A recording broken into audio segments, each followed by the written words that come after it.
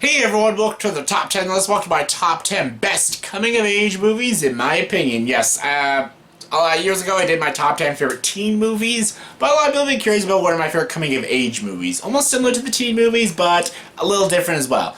If you don't know what a coming-of-age movie is, it's basically about people, becoming of age, growing up, exploring life, all that kind of shit. So yeah, let's get to it. You're my top 10 personal favorite coming-of-age movies. And as always, for a top 10 list, you gotta have your honorable mentions. Whew, there's a lot. Stand By Me, Edge of 17, Lady Bird, The Spectacular Now, Love, Simon, Clueless, Boys in the Hood, The Outsiders, 10 Things I Hate About You, The Karate Kid, and Pretty in Pink. Great films. Just give it top 10. Let's move down with my top 10. What's my number 10? My number 10 is Don't You Forget About Me, The Breakfast Club. The Breakfast Club is a great film with great characters, a great timeless film, and only a film that can be made in the 80s. Please don't ever remake it. I know that Hollywood's probably thinking it, but don't do it. Don't do it.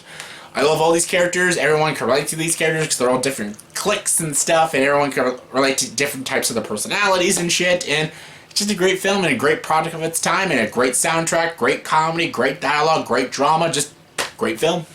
Coming in number 9 is The Perks of Being a Wallflower. The Perks of Being a Wallflower is a really great film with a great dramatic, deep story, especially a great story about mental illness. Logan Lerman, Ezra Miller, Emma Watson, all very good in the film.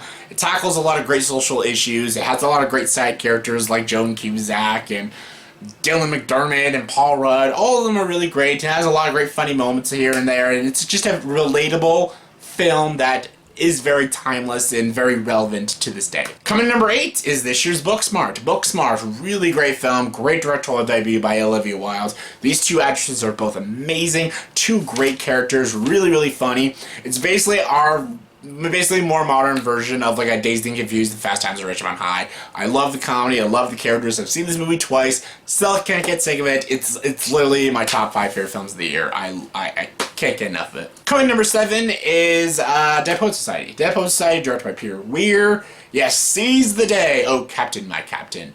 Robert Sean Leonard, Ethan Hawke, Robin Williams himself, who was nominated for it, all give amazing performances.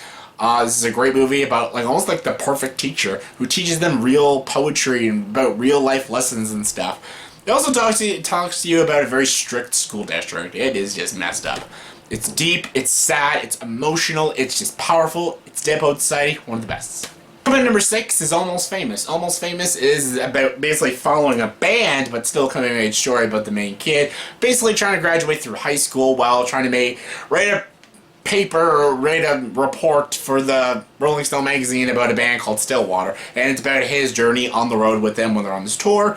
Great movie with great music. Cameron Crowe's best film. Patrick Fugit, Kate Hudson, Frances McDormand, Jason Lee, Billy Crudup, all great in this film. Philip Seymour Hoffman is actually one of my favorite characters as the music critic. I just love everything. I love everything about Almost Famous.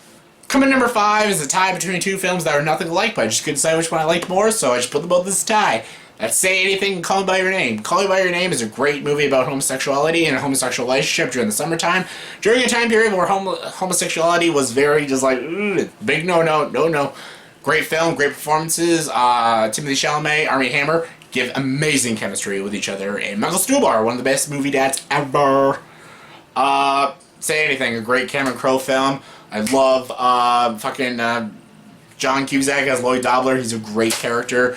Great soundtrack, great story, great romance. Both just so good, so good. Couldn't decide which one I liked more though. Coming number 4 is Wes Anderson's Moonrise Kingdom. My favorite Wes Anderson film. One of the best child romances I've ever seen in a film. It's very potent, it's very stylistic, it's very goofy and quirky like most Wes Anderson's movies. And I love it though. I love it. I love the shot compositions, the editing style, all the performances by the big actors like Frances McDormand, Bill Murray, Edward Norton, Jason Schwartzman. All of them are great in this film. Just, I love it.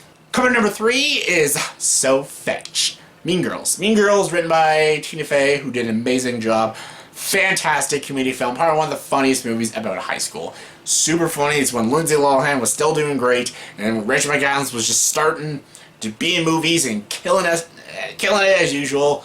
Aside from it, Lacey Chabert, Lizzie Kaplan, even Tina Fey herself are all great in the film. Amy Poehler as the obsessive mom is funny. So many good jokes, like, you go, Glen Coco. Fall for you, Glen Coco. And not forgot your winners. Oh my god, Danny DeVito, I love your work. Just one of the most quotable films I've ever watched. Coming in number 2 is Dazed and Confused. Yes, Dazed and Confused, amazing film. It takes place in I think the 70s, the very disco pothead age. I love this movie too. Again, just doesn't date for me. It's probably one of my favorite Richard Linklater films. Love the characters, it's just such a relatable film to a lot of these people I relate so much to. And I went to school with a lot of these kind of stoners and stuff, and just, yeah, I love it. And my number 1 favorite coming of age movie is Fast Times at Ridgemont High. Yes, you got the beat. I love everything about Fast Times at Ridgemont High. This is easily, probably, I think Cameron Crowe wrote this movie, did a great job. I forget the director. I always forget the director's name, but yeah, I love this movie. I love all the characters and their different stories. Jeffrey Jason Leigh, Phoebe Cates look amazing in this film, and they're both great. I love Judge Reinhold as Brad. He's one of my favorite characters. Of course, Sean Penn as Spicoli is great, and I don't know. This and Mean Girls I think are like easily the funniest high school films I've ever watched, and just, yeah, Dazed and Confused. I love it. So that's my top 10 favorite or best coming of age movies in my opinion. So in the comment section below, please tell me, did you agree with the top 10 list? If not, give me guys top 10 favorite coming of age movies in your opinion. Comment below, let me know. And as always, for this video, please subscribe to this channel and join the dark side.